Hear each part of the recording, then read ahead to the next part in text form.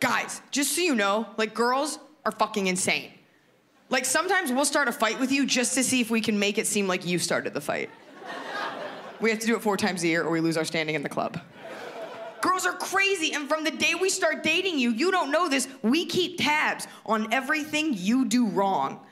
So that if and when we decide to break up with you, because I don't know, the wind changes direction, we can then refer to said list, extrapolate one isolated incident, and use that as the piece de resistance of our breakup masterpiece.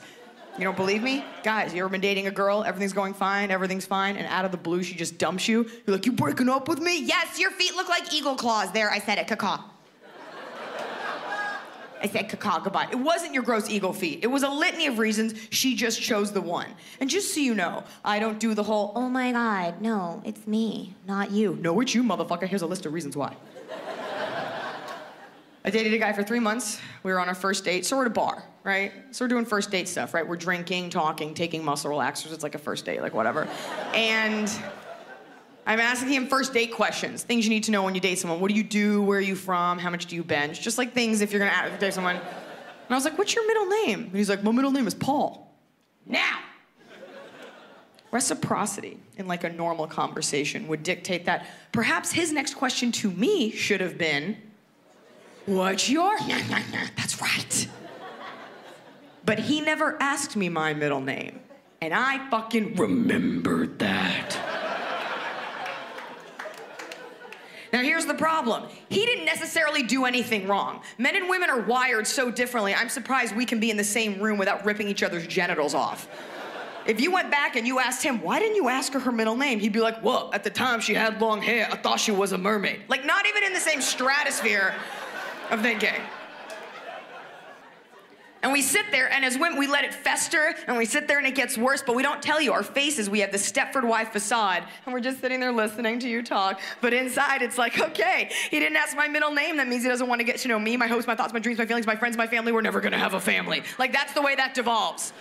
So I began planning the breakup on the first date.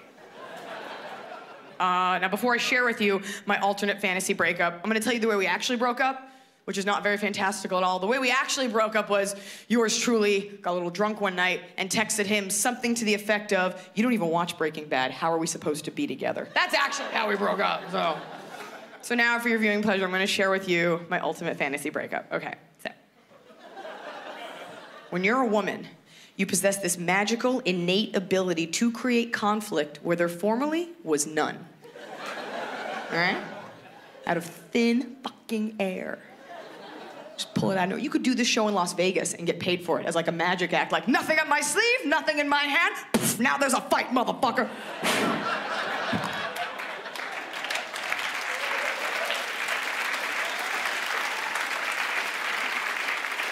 The point is, guys, if a girl wants to have a fight, the lady shall have a fight. There's nothing you can do about it, okay? You can cough, that's enough, that's fine. It's enough to fucking start World War III, just watching TV. The guy, what did you say? I didn't say anything. What the fuck did you just say? I didn't say anything. I'd be like, you know what, just forget it. And I would start crying. Now, I'm telling you now that I'm going to cry then. I'm going to make myself cry. How do you make yourself cry? How do you make yourself cry? That seems like a difficult thing to do, right? A lot of actresses get paid a lot of money to make themselves cry. How do you make yourself cry? I'm going to tell you. You take a small pocket knife. I'm just kidding. I would turn around and unbeknownst to him, I would pluck a solitary nose hair. You ever do that? That shit hurts. Real bad. But it's going to escalate the energy of your argument very quickly. Your argument will magically be transformed from, you know what, just forget it. Big tears, okay? You want the kind of tears that girls on The Bachelor cry when they don't get a rose. Those kind of tears. Big tears. By the way, the reason those women are crying isn't because they didn't get a rose. They're crying because they know they can't go back to their jobs as kindergarten teachers now that America knows they're whores. That's why they're crying.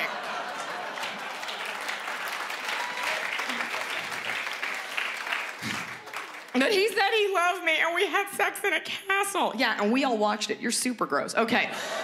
So I'd run outside. I'd be like, forget it. And I'd run outside. And I'd start yelling, I hate you. Why am I yelling? Because I'm angry? I'm not angry. I want the neighbors to come out. I want them to see how you treat me. He treats me fine. It's fine. I'd run out. And he'd run out and he'd be like, Iliza, what are you doing? Get back inside. I'd be like, you don't tell me what to do. I'm an independent woman. I listen to Beyonce. Surfboard. He'd be like, why are you so upset? I'd be like, I just feel like we don't even talk anymore. And I just feel like we have fun, but like we don't really know each other. Do you know what I'm saying? Like we spend time, but we don't know each other. Of course we know each other. Of course I know you. Really? What's my middle name?